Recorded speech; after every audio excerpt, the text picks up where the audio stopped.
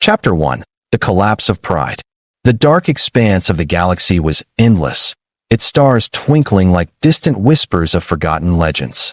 Captain Elias Quinn had seen the wonders of space, from the majestic, glowing nebulae to the ruins of ancient, alien civilizations that had crumbled into dust centuries before humanity had even made its mark in the stars.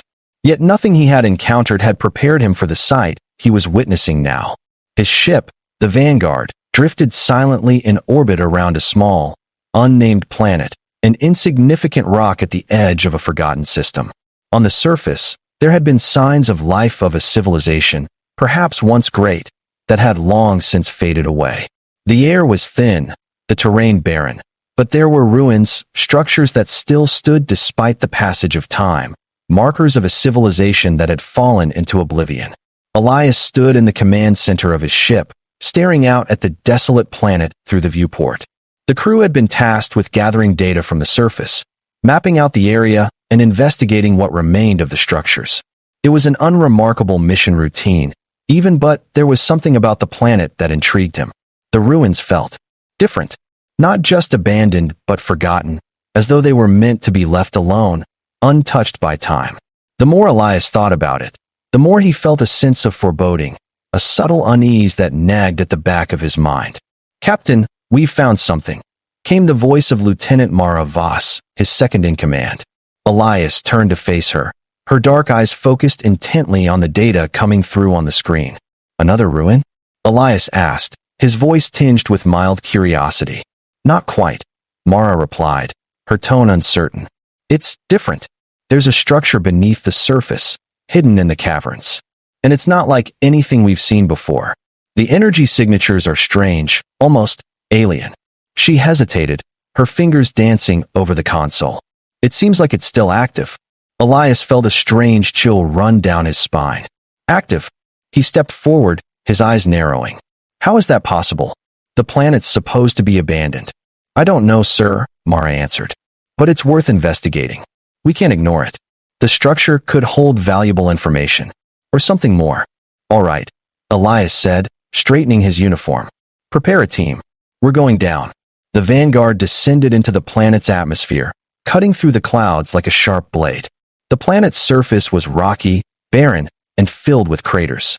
The remnants of civilization were scattered in the distance, each ruin speaking of a once thriving culture that had vanished, leaving only whispers behind. The landing was smooth, and as Elias, Mara, and the rest of the team disembarked, they were greeted by an eerie silence. The wind howled across the surface, sending dust into the air. The ground felt cold beneath their boots, a stark contrast to the warm, artificial air of the ship. Mara led the team toward the entrance of the cavern, the energy readings becoming more pronounced as they approached. The further they ventured into the darkened depths, the more the air seemed to thrum with anticipation. The walls of the cavern were lined with glowing symbols, alien in design, and flickered dimly in the low light of their torches. The deeper they went, the heavier the atmosphere grew. It was oppressive, like a weight pressing down on them, pulling at their senses. When they reached the heart of the cavern, they found the structure a massive, obsidian-like tower that rose from the ground like a monument to something ancient and unfathomable. At its base, there was a doorway, half buried in rubble, but still standing. Something about it felt wrong. It wasn't just the design of the structure, but the overwhelming sense that they were intruding upon something that should have been left untouched. Yet the lure of discovery, the urge to know what lay beyond that threshold, was too strong to resist. Elias signaled for the team to move forward, and they carefully stepped inside the tower. The interior was vast and cavernous, far larger than the structure appeared from the outside. The walls were covered in intricate carvings, and the floor was smooth, like it had been polished over the centuries. The air was thick, heavy with the smell of something old, something ancient. But what struck Elias most was the presence. It was as if the tower itself was watching them, alive in ways he could not explain. The team fanned out, their footsteps echoing in the vast chamber. It felt like they had walked into the heart of an ancient temple, its purpose long lost to time. And then, in the far corner of the room, they saw her. She was kneeling on the floor, her body hunched in obvious pain. Her long, Silver hair cascaded over her shoulders like a waterfall of starlight, and her skin was a deep shade of violet, almost iridescent in the dim light. Her features were strikingly beautiful, her face a delicate balance of alien and human traits, but her posture, the way she trembled, her body racked with pain, was anything but graceful. The sight was enough to stop Elias in his tracks. "Who is she?" Mara whispered, her voice tense with curiosity and concern. Elias stepped forward cautiously, his heart racing. "I don't know, but we need to help her." As he approached, the woman's head snapped up, her violet eyes locking onto his. There was something desperate in her gaze, a silent plea for help that spoke directly to Elias's heart. But there was also something else, something that caught him off guard, an overwhelming sense of shame, of surrender. Her chest rose and fell rapidly, each breath coming in sharp gasps, her body trembling as if she were on the edge of collapse. With a sudden, pained groan, the woman collapsed onto the cold floor, her body racked with uncontrollable spasms. Elias rushed to her side, kneeling down to check for any signs of injury, but there was nothing obvious. Her breathing was shallow, her skin cold to the touch. She was barely conscious, her body fighting against something unseen, some force that was keeping her in agony. "Captain, we need to get her back to the ship," Mara said urgently, her hands hovering above the woman's form, but unsure how to assist. But before Elias could respond, the woman's eyes flickered open again, her voice trembling as she managed to force out the words that shook him to his core. "Please," she gasped, her voice strained with the effort. "Make me your personal slave." "Human," she begged, her voice laced with a deep, profound shame. "Please, make me yours. I have no pride left. I can't fight this anymore." Elias's eyes widened, and his breath caught in his throat. The words echoed in his mind, reverberating with a mixture of confusion, horror, and an inexplicable sympathy. She was asking him, begging him to make her a slave. But why? What had driven her to this state? And what was she? Why? Elias whispered, his voice barely audible. The woman looked up at him, her expression full of sorrow, of brokenness. "I have nothing left," she murmured. "My people, they have forsaken me. I was meant to serve, to be nothing more than a tool. But now I am empty. Please, take me." Elias stood up slowly, his mind racing as he tried to process the strange encounter. He had never seen anyone in such a state of despair. The desperation in her voice was palpable, but there was also a sense of defeat, of having been crushed by the weight of her past. What was her story? Why had she fallen so far? "I can't just take you," Elias said, his voice a mixture of confusion and resolve. "There's more to you than this. I can feel it. We need to understand who you are, what's happened to you." The woman's eyes fluttered, a tear slipping down her cheek. "I am nothing now," she whispered. "A tool, a slave to my people's will. I have no place in this galaxy anymore. Please, take me." Elias hesitated, caught between compassion and a deep sense of caution. Whatever had brought her here, whatever had broken her, was something far greater than any of them had imagined. And it was clear that her story was one of tragedy, of loss, and of a fate that had driven her to the point of begging for release from her suffering. "Let's get her back to the ship," Elias said finally, his voice soft with empathy. "We'll figure this out. You're not a slave. Not anymore." But even as he spoke those words, he knew that their mission had just changed. What had begun as a simple exploration had now become a quest to uncover the truth behind this mysterious woman, her people, and the pain she carried with her. Elias carefully lifted the alien woman in his arms, her body light but fragile, as if she were made of glass. Her skin felt unnaturally cold, and her tremors were growing worse with each passing second. Her hair, a silvery cascade, brushed against his arms as he cradled her close, unsure of what to do next. His mind raced, overwhelmed by the situation. This was no ordinary encounter. It felt like a tipping point, a crossing of paths that he hadn't been prepared for. Yet here he was, holding a woman who seemed to be breaking apart under the weight of something far beyond her control. The cavernous chamber where they had found her was eerily silent now. The strange, alien symbols on the walls glowed dimly, as though the very structure was alive, watching them. The hum of energy from deep within the tower still vibrated in the air, heavy and oppressive, but it didn't seem to matter. Elias could feel nothing but the trembling weight of the woman in his arms and the oppressive nature of the request she had made. "Please," she whispered again, her voice weak but desperate. "Make me yours. I have nothing left. My people, they abandoned me. I am nothing." Elias shook his head, his heart heavy with confusion. "Why would you ask for this? You don't know me. You don't even know what I'm capable of." Her violet eyes flickered weakly up at him, and despite her weakened state, there was a kind of fierce, unrelenting longing in her gaze. I have nothing to give but my service. That is all I am. My people, my race, they made me a tool, a weapon. And now I am discarded. There is no other place for me in the universe." Her words pierced him. Elias wasn't sure how to respond. It wasn't that he couldn't understand her pain, he could see it reflected in her eyes, the depth of her suffering. But the very notion that she was offering herself as a slave, as some kind of sacrifice for a purpose he couldn't fathom, made him feel sick to his stomach. "You're not a tool," Elias said softly, his voice firm yet gentle. "You're a person, a living, breathing being who deserves more than this."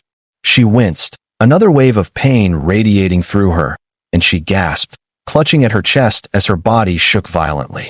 Elias held her tighter, doing his best to keep her from collapsing completely. He could feel the heat rising from her, a feverish warmth that he hadn't noticed before. I just want to belong," she murmured, her words strained. "I want to be something." For the first time, Elias saw her as more than just a desperate, broken figure. The fragility of her plea, her desire for belonging, for a purpose, spoke to him in ways that he hadn't expected. He had come here for treasure, for forgotten relics of ancient civilizations, but now he was faced with something far more complicated, something that was raw and real. "Listen to me," he said, trying to steady his own emotions. "I don't know what happened to you, or to your people, but we're going to get you back to my ship. I'm not making you a slave. I'm not. Not after what you've been through." Her eyes fluttered open again, her lips trembling as though she was about to protest, but the words never came. Instead, she let out a soft sigh and leaned her head against his chest, her breathing still shallow, but more steady than before. She didn't speak, but she didn't resist either. She seemed to be relying on him, trusting him in a way that only deepened the weight of his responsibility. Elias turned and began walking toward the exit of the cavern. The towering alien structure behind him seemed to loom over him, as if it were watching his every move. The hum in the air was growing louder again, the atmosphere more charged. He couldn't help but feel the eerie presence of the place. It was as though it was alive, as though the ruin itself was an ancient sentinel, guarding something beyond his comprehension. He moved quickly, trying to ignore the unsettling sense that the structure was alive, that the walls were shifting, watching, judging. His pulse raced, and for the first time, he wondered whether coming to this planet had been the right decision. But there was no going back now. He had made a promise to himself, to her, that he would help her, that he would find out why she had fallen so far, and why she felt this overwhelming need to be owned. Chapter 2. The Revelation. The journey back to the Vanguard was quiet, save for the soft, labored breathing of the alien woman in Elias's arms. His ship, nestled in the distance, seemed like a distant comfort, a beacon of safety amidst the darkness of Trosk 7's barren surface. Elias could feel the weight of her body growing heavier, her fever worsening with each passing minute. Her trembling had subsided, but there was an undeniable fragility to her now. He couldn't shake the feeling that something was terribly wrong. She wasn't just sick. She wasn't just injured. The pain she had experienced, it ran far deeper than what was visible. The way she had begged for servitude, for slavery, what kind of people would make their own kind feel so worthless that they would offer themselves up to strangers in such a way? His mind drifted back to her words. "I am nothing. I have no place in my own world." Elias felt an unfamiliar pull in his chest, a strange empathy. He had always prided himself on being a survivor, on being a lone wolf in the galaxy. But this was different. He had to understand her. He couldn't just leave her to suffer. The ship's hatch opened as he approached, and he stepped inside, quickly making his way to the medical bay. As he laid the woman down on the examination table, he began running diagnostics on her vitals. She was still weak, but the fever was the most concerning symptom. Elias pressed a button on the medical console, initiating the treatment protocols. She stirred as the medbay's automated systems went to work, scanning her body, injecting fluids, and stabilizing her condition. Her violet eyes fluttered open again, and for the first time since their meeting, she seemed more lucid. Her lips parted, but Elias could already guess the words she was about to speak. I don't deserve your kindness, she said, her voice barely a whisper. Elias sat beside her, carefully watching her reaction. You deserve more than you know, but I need you to tell me everything. About your people, about why you're here, why you begged me to make you my slave. Her eyes closed briefly, as if gathering strength, and when she opened them again, they held something new, something heavy, a deep sadness that seemed to come from centuries of torment. I was once the leader of a great race, a proud race. The Zyphar, she began, her voice barely audible. We were conquerors, rulers of many worlds. Our empire spanned hundreds of galaxies. But we fell. We became addicted to power, to control. We sought to master life, to wield it like a weapon. But the deeper we delved into our power, the more we lost ourselves. We created machines, artificial intelligences that could manipulate time, bend reality. We thought we were invincible, but in the end, it was our downfall. She paused, and Elias could see the pain etched into her face, the way she struggled to speak. I was chosen to lead a war against those who would challenge our supremacy. But in the end, I failed. I hesitated when it mattered most. And because of that hesitation, my people were destroyed. The machines we had built turned on us, and we lost everything. I was cast out, abandoned on this forsaken world, left to die alone. Elias listened, his heart heavy with the weight of her words. The Zyphar, an ancient, once mighty race, had crumbled under the weight of their own arrogance. And now, she was here, a broken shell of what she had once been, offering herself to him in a desperate bid for redemption. You weren't the only one who suffered, Elias said softly. But you're not beyond saving. You don't have to offer yourself to me like this. You're not a slave, and you don't deserve to be treated as one. She looked at him, her violet eyes full of shame. I have no honor, no pride. If I can't restore what I lost, then all that remains is my servitude. I only have this left to offer. Please, make me yours. Elias reached out and gently touched her hand. You're not a tool. Not anymore. And with that, he made a decision that would change everything. They would leave this planet, together. He would help her find a new purpose, one that didn't involve chains. Her journey was far from over, and perhaps, in helping her heal, he could find his own redemption. Elias watched the alien woman carefully, his mind grappling with the weight of everything she had revealed. The Zyphar, an empire that spanned hundreds of galaxies, now nothing more than dust. And she, the once mighty leader of that empire, left to beg for redemption at his feet. It was a tragedy beyond measure, a story of power and downfall, of arrogance that had led to their extinction. But the pain in her eyes, the depth of her regret, stirred something within him. Elias didn't know what to make of it yet, but one thing was clear. She was not the monster she believed herself to be. As the medical systems continued to stabilize her, Elias remained by her side, contemplating her story.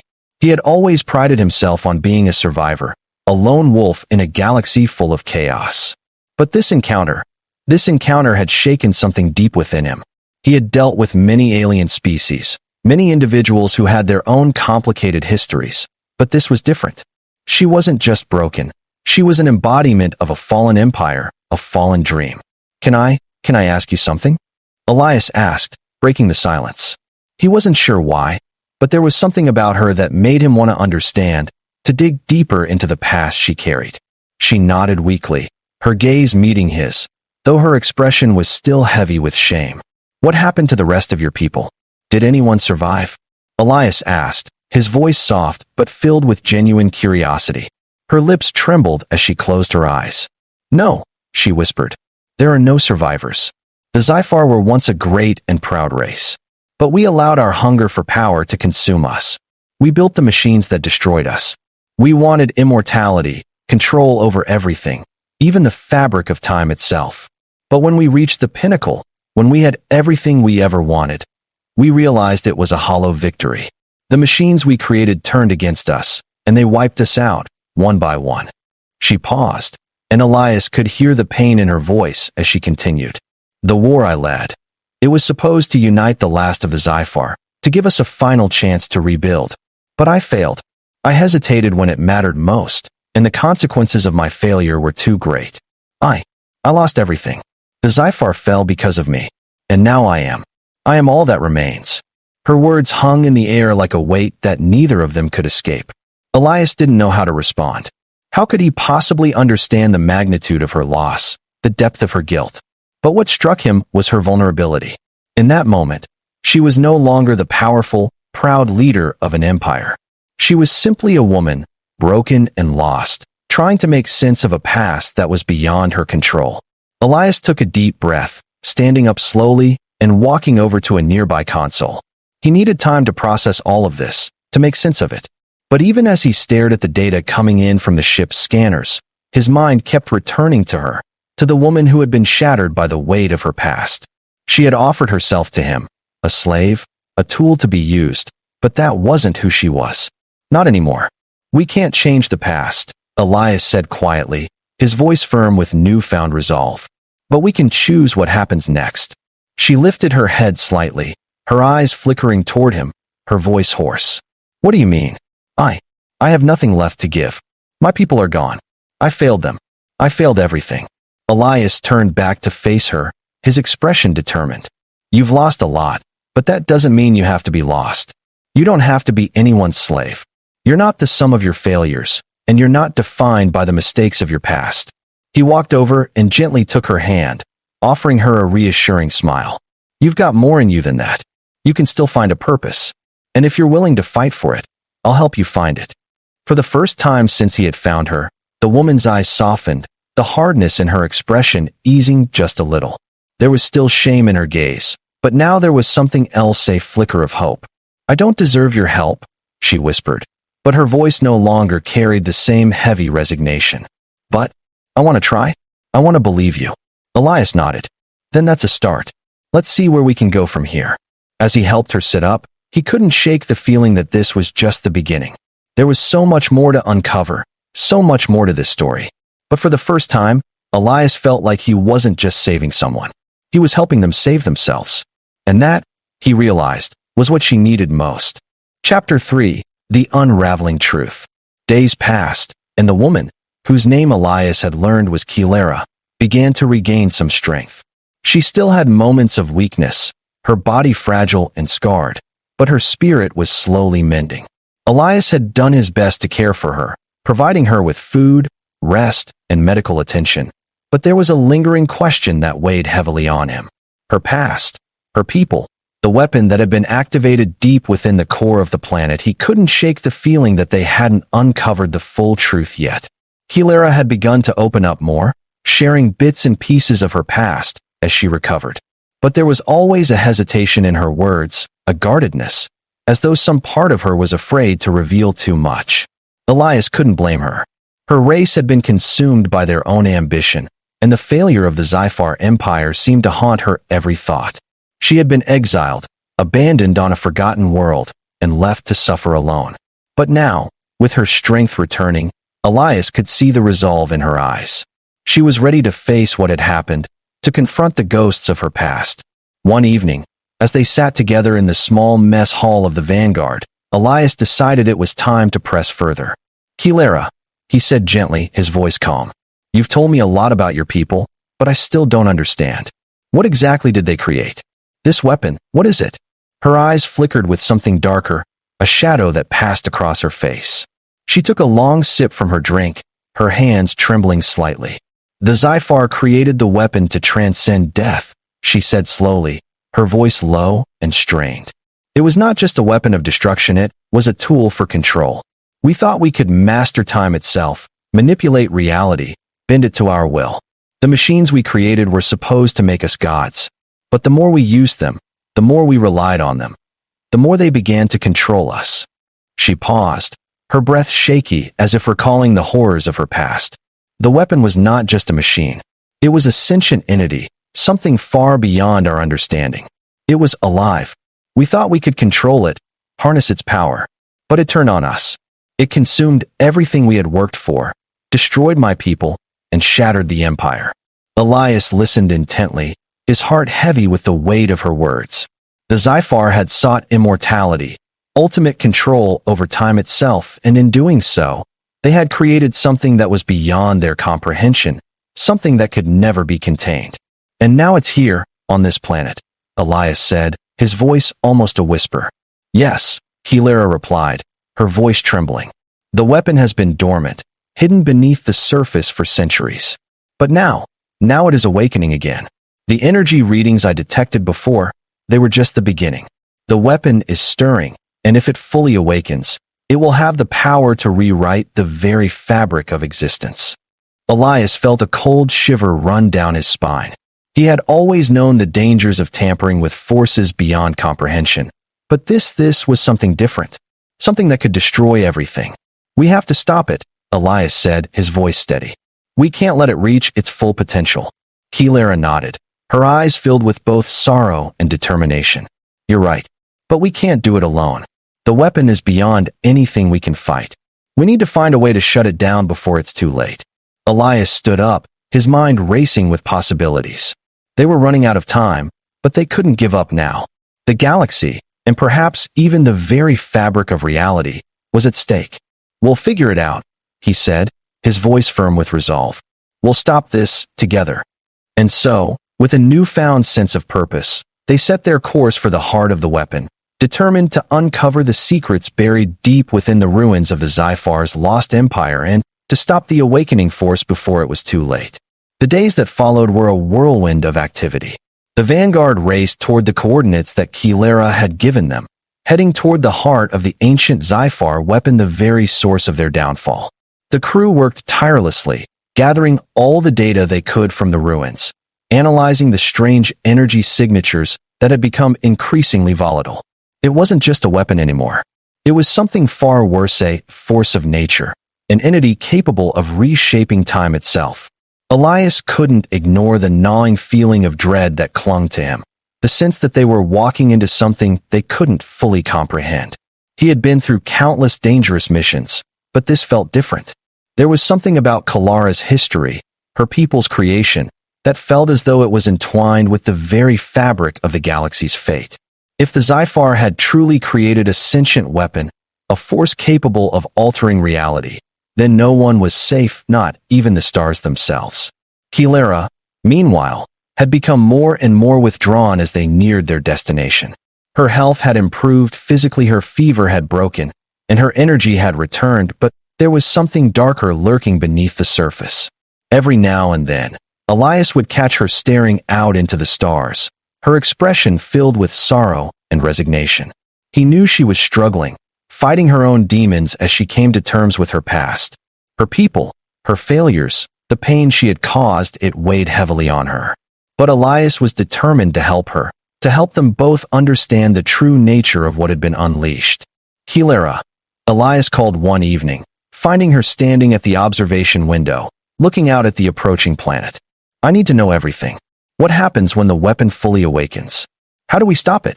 Hilera didn't turn to face him, but her voice was steady as she replied, her gaze still fixed on the distant horizon. I wish I could give you a clear answer.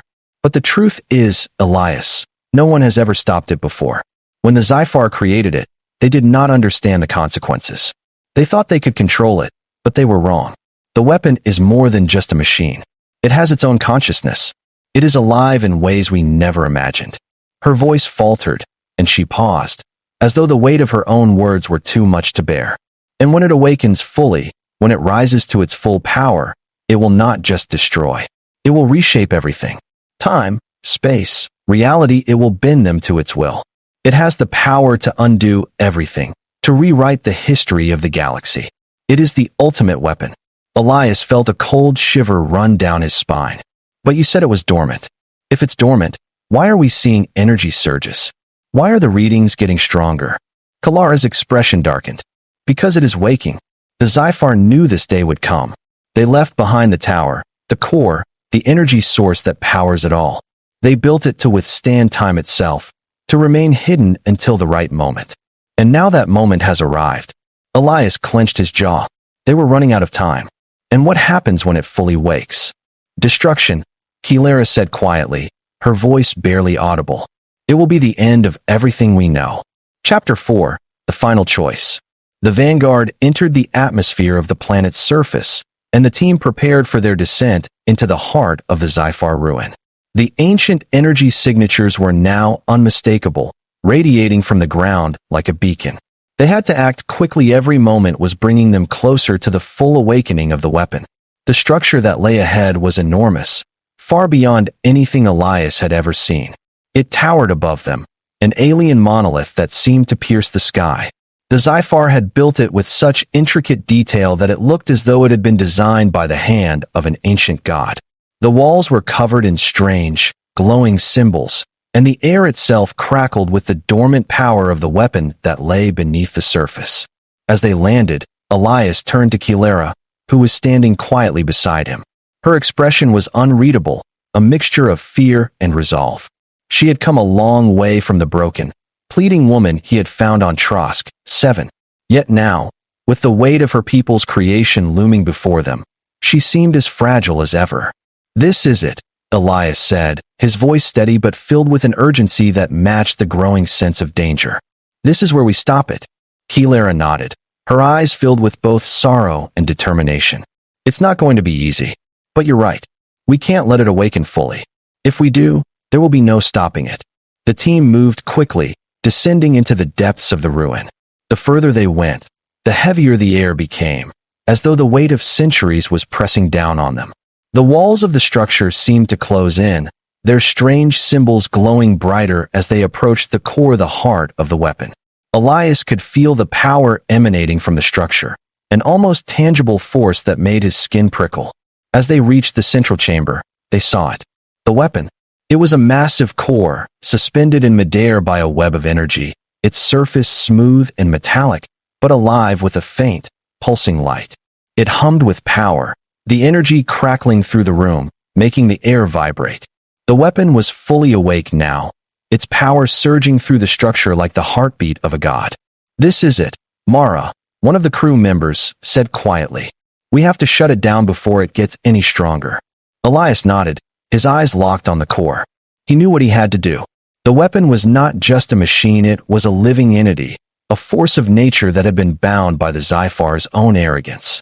Now, it was up to him to stop it, to destroy what had nearly destroyed them all. "Let's make this quick," Elias said, stepping forward. The rest of the team followed, their weapons ready, their nerves taut with anticipation. Kilera, who had remained silent up until now, stepped forward, her expression unreadable. She took a deep breath and looked at Elias. "If we destroy it, we will destroy this world," she said quietly. "If we attempt to control it, we risk becoming like the Zyphar. We risk losing ourselves to its power." Elias looked at her, his eyes filled with determination. "I know, but we don't have a choice. We either stop it, or it stops us." With one final glance at Kilera, Elias moved toward the core, his hand gripping the control device that would either destroy the weapon or allow it to fully awaken. The room hummed with energy, the air thick with tension as he prepared to make the final choice. He closed his eyes for a moment, feeling the weight of the decision pressing on him. His fingers hovered over the control. He had to choose. And in that moment, Elias knew what he had to do. With a single, decisive motion, Elias pressed the button. The world seemed to freeze for a moment as the core erupted in a burst of light, the energy cascading through the room like a tidal wave. The walls cracked, the floor trembled, and the very air seemed to ripple with the force of the weapon's power. And then, everything went dark. Epilogue. When Elias awoke, he found himself outside the ruin, the stars above him clear and bright. The Vanguard was still intact, the crew safe, but the world around them had changed. The weapon was no more. The energy had dissipated, leaving only silence in its wake. Kilera stood beside him, her eyes filled with quiet relief. "We did it," she whispered. Elias nodded, though his mind was still reeling. The weapon had been destroyed, but at what cost? The Zyphar had created it, and they had ultimately paid the price for their arrogance. But now, Kilera was free from the burden of her people's legacy. And so was he. Together, they had chosen the galaxy's future. And together, they would move forward, not as masters and slaves, but as survivors, as partners in a new world, with a new purpose. The end of one empire had come, But the beginning of something new was just starting.